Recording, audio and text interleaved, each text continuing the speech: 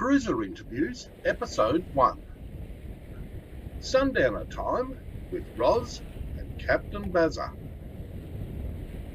We first met Bazza in Bowen, where he informed us he'd been following our adventures right from the start. A simple question was asked: how did you guys get into sailing? And this is what they said. Hi, I'm Roz Dalton. And my name is Baz Dalkins, and I'm the lucky bugger that married this lovely lady. Well done, and welcome aboard Annecam. It's a pleasure. Okay, when did you guys first start sailing? Well, I started sailing probably when I was in the Navy back in the early 60s. I learned to sail and swim simultaneously on a VJ on the Swan River. When I say learn to swim as well, it's because they got these factories and warehouses along the river. And you're happily sailing along, and then there's a gap between the warehouses in the water. Swan River, as in Western Australia? Yes. My hometown? Yeah, your hometown, yes. Okay. And Sorry, I'm butting in here. learned to swim and sail sort of simultaneously. And later on, after I got married and had kids, I bought a dinghy, a Skipper 14. So this is like first marriage? Yeah, Yeah. Skipper 14, and decided this was pretty good, and we used to cruise on the Coorong in South Australia, mostly me and my boys, but sometimes the whole, me, the missus and the two boys. And we put up these little Woolworths tents in the sand dunes, you see. Oh, fantastic. My wife didn't like things that heeled over, so I bought some America hulls and turned my little Skipper 14 into a trimaran. That worked. And it worked pretty well, and we could now all go cruising merrily together. And In the Coorong especially. fine. Anyway, I decided I needed a boat that was big enough to have a bit of a galley on board and actually some accommodation on board, so we didn't have to put up a tent at night. And I built a young 7.8. And soon after I became a widower, Widower, yeah, one of those. Yeah. I met Roz. Good find. And I took, look, I tell you, I'm the smartest guy on the planet, because as soon as I met her, I decided I was going to marry her. Took a little while to persuade her. I was going to say, Roz, what was your feelings towards this enthusiasm? Oh, he asked me to marry him on his first date, our first date, I should say. Just his, ours. And I said, well, maybe you might want to wait a bit before you can answer. Yeah. It was 3 days before she committed herself. So, you know. You class her as a little bit on the slow side? Definitely a bit slow, yeah. And how long ago was this? Oh, well, this is 20 odd years now. 21 years ago. 21 years. We've been married now.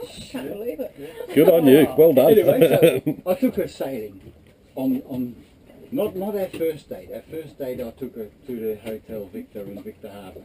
And that was bloody terrific. That's a nice pub. Shortly afterwards, I took her sailing on my young 7.8, and we're cruising across Lake Alexandria, and the afternoon sea breeze is kicking at about 30 knots. I've got the main sheet and the jib sheet in my hand, and Roz is on the tiller. Never steered a boat before. Ever. She's on the tiller, and we're going beautiful, perfect. And I look around, and she's sitting there with a smile from ear to ear. That's when you definitely wanted to marry her. And I said to her, you look like you're enjoying yourself. And she said, oh yes, I am. I said, you know, I've always had this ambition to cruise the Pacific. And she said, I was made an offer 20 years ago, and I rejected it, and I've regretted it ever since. And that's the moment when we decided we were going to sell the house and the car and the whole bloody shooting match, buy a boat and go sail the Pacific. That's when we decided. Well, Anyway, yeah. Oh, that is a great story. That is brilliant. About a year and a couple of months after we met, we sold up. Yeah, we got married, what, 5 months? Yeah. Something like that. 5 months after we met, we got married, and we, on our honeymoon, we bought these boats. Oh, wow. Spirit of which was a 45-foot Yeah. ketch, and Stan Hunter the design Yep. in Sydney, and beautiful boats.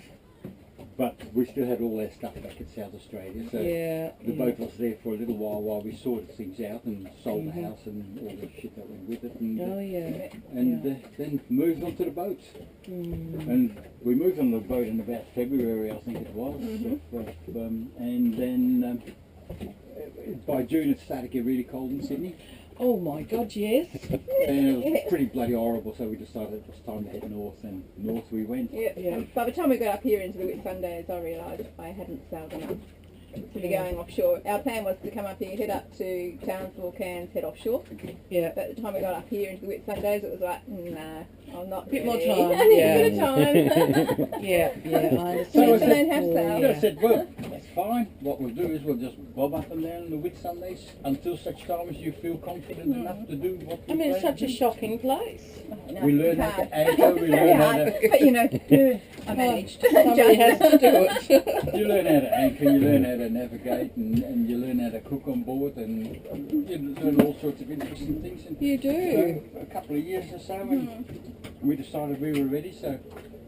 I think you learn some things you never expect to learn. You certainly do. Yeah. Well, one thing we found on a boat, as you no doubt know, you've got to be a diesel mechanic, you've got to be a fridge Oh, mechanic, you've got to be yeah. a sail maker, you've got to electrician, you've got to be able, Yep. you know, and you guys have sailed across oceans, as have we.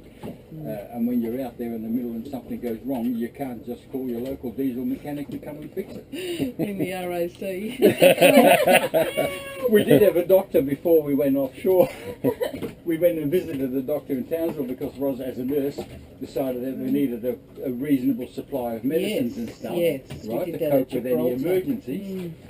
I went to Work. this travel doctor, a supposed travel doctor. I went to travel and dive, what do they call those dive doctors anyway? One of those. Yeah. And I went in there and I said, look, you know, we're planning to go offshore and I just want to have some drugs on hand, like some antibiotics and stuff like that. So Yeah. blah, blah, blah. And anyway, I said, oh, something, you know, for seasickness, like maybe an injection or something, some chemical that I can inject in case one of us gets really seasick and can't keep anything down, blah, blah. And he says to me, oh, look, you know, if you get seasick, the best thing you can do is get a hot water bottle, put some chicken soup into it and sip on that. And I'm like, this guy's, you know, got to be kidding me, right? And then I said, well, and then I want some pain relief, something strong for pain relief in case one of us gets injured, like, you know, Yeah. breaks a leg or, Mm. you know, something.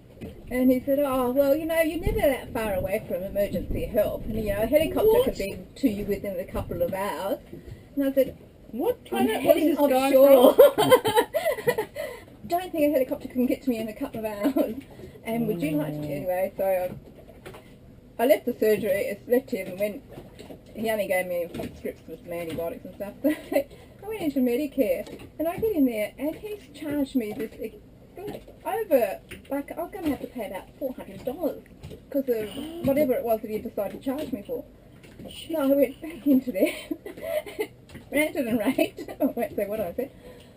But made him change the code for the Medicare, so that I got paid $60 or something instead. Gosh, cheeky fucker. No, you know what it was. You have a yacht or a boat. Yes, it was a typical... Obviously, you must You be have, rich. you have a yacht, you're going offshore, you must be a millionaire, right? Yeah, but you know, Plus you we're have no millionaires, idea but where we you're used to going be with that. billionaires once. Yeah. Then we I bought a went yacht. to, Yeah. luckily, there was a doctor advertising at the laundry in Townsville, advertising that she was a yachty, but a doctor, and also would supply for anyone going offshore. So I went and seen her, and she was fantastic. I went with just about anything you could need. To I the had point, IV morphine and everything, to you the know. point where we met a doctor in Kaviang who was really, really crook, Yeah. and was able to get into the medicine chest and fix up the Yeah, well, doctor. well, okay. I Probably put saved the life. gave her IV fluids and, other Fantastic. antibiotics and stuff, so, yeah. So you did get to use your qualified I skills did get on to the... use my skills. Well done. And the medicines that we Yeah. stocked up on. Yeah.